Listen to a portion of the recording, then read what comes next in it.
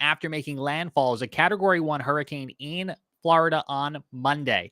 Eyes now on the Carolinas, where a historic flooding event is forecast in the days ahead. Debby expected to maintain much of her tropical storm strength status, even as she will slow and stall off the coast of the Carolinas before slowly moving and mostly just parking over the Carolinas for the rest of the week. We can expect tropical storm force winds to arrive in the southernmost portions of South Carolina by Tuesday morning, but it's really the rain we got to talk about. From Savannah through Charleston, the National Hurricane Center forecasting between 20 and 30 inches of rain. As far inland as Augusta, Charlotte, Columbia, all along that I-77 and I-20 corridor, we could expect to see upwards of 8 to 12 inches of rain. That extends all to the east of that I-77 corridor. And so places even like Fayetteville in North Carolina could still see 8 to 12 inches of rain.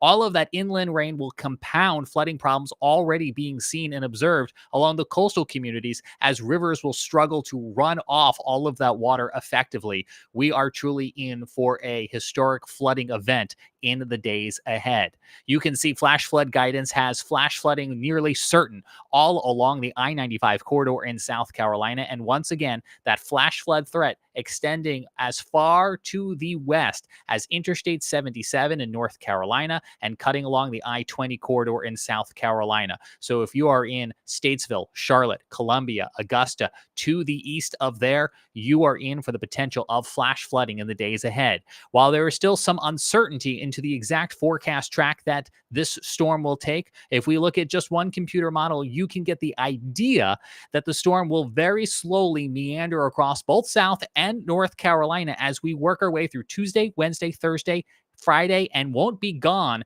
until the weekend.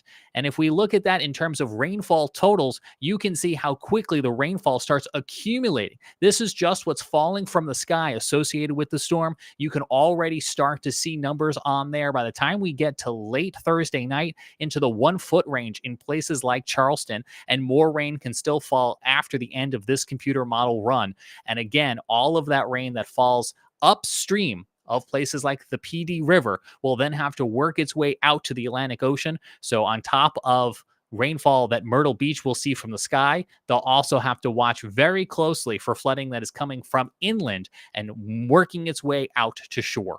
The Carolina Weather Group will have updates throughout the week on our YouTube channel and our audio podcast feed. Our chasers are out. Our hosts are standing by. Subscribe. We'll have updates on the storm. And of course, you can watch our Carolina Weather Net streaming for free anywhere you watch YouTube, from your phone to your smart TV, for real-time warnings from the National Weather Service, live sky cams, and the latest looping radar. You can find that right now on YouTube on the Carolina Weather Group YouTube channel. I'm James Brierton. Thanks for checking